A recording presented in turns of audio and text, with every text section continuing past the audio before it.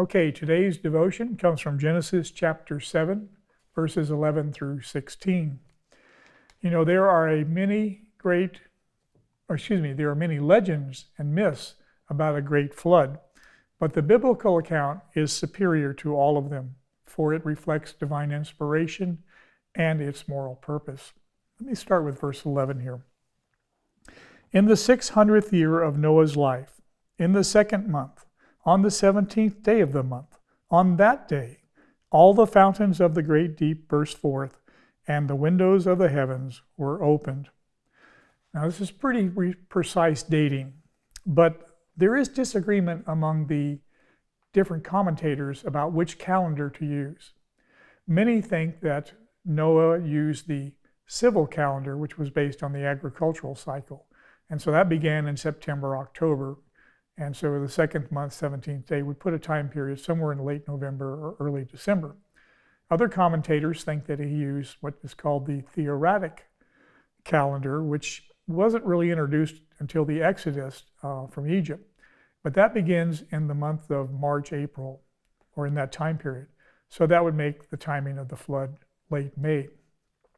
Either way, it's pretty precise dating, and we can take that as a historical fact.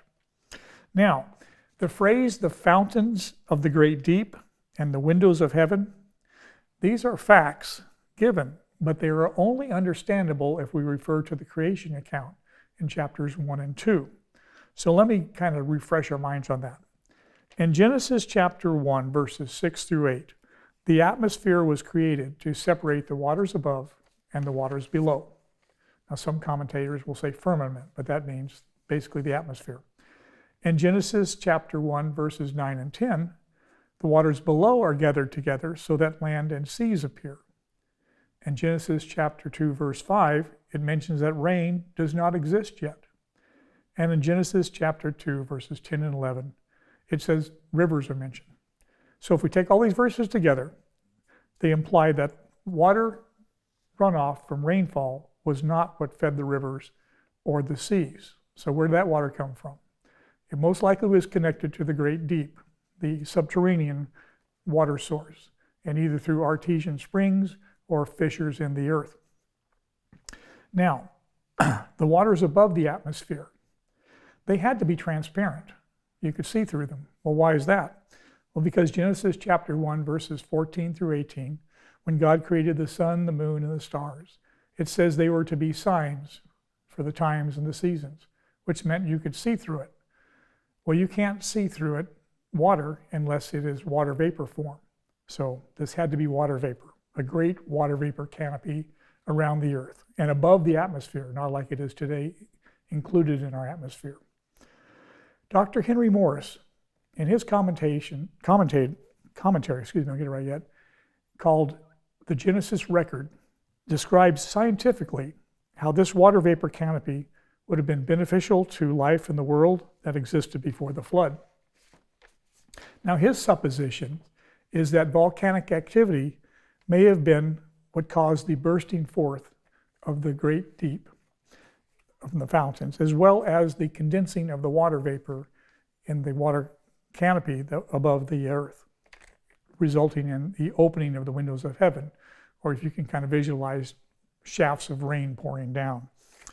Now, verse 12, excuse me. And rain fell upon the earth 40 days and 40 nights.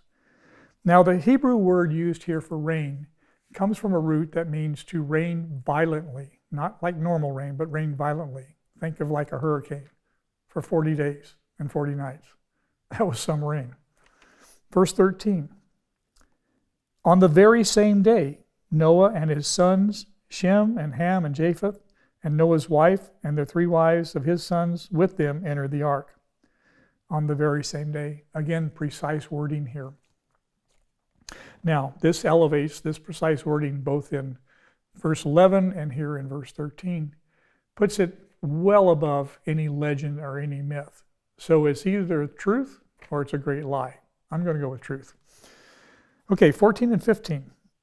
And they and every beast according to its kind, and all the livestock according to their kinds, and every creeping thing that creeps on the earth according to its kind, and every bird according to its kind, every winged creature. Beast here denotes the wild, untamed animals. The livestock are the domesticated animals. And this phrase that keeps reoccurring, according to their kind or according to its kind, that indicates subdivisions within each of that group. So all the different species were collected on the ark. Verse 16. And these entered, male and female, of all flesh, went in. Well, I missed verse 15. They went into the ark with Noah, 2 and 2 of all flesh, in which there was the breath of life. And then verse 16. And those that entered, male and female of all flesh, went in as God had commanded him, and the Lord shut him in. There are 2 different Hebrew words used here to name God. The first one is Elohim, translated as God in this translation. And he is the one who gave the commands. The other one, translated as Lord, is Jehovah. And Lord is the preserver of life. So he is the one who shut them in and provided for their safety. Now, the shutting in, think about it this way. Outside the ark, there's going to be drowning men, women, animals. There's going to be all kinds of cries going up. Well, whether Noah could hear them or not, it didn't make any difference. He was not going to be free to open that door. The Lord had shut it, and he's going to be the only one who can open it back up.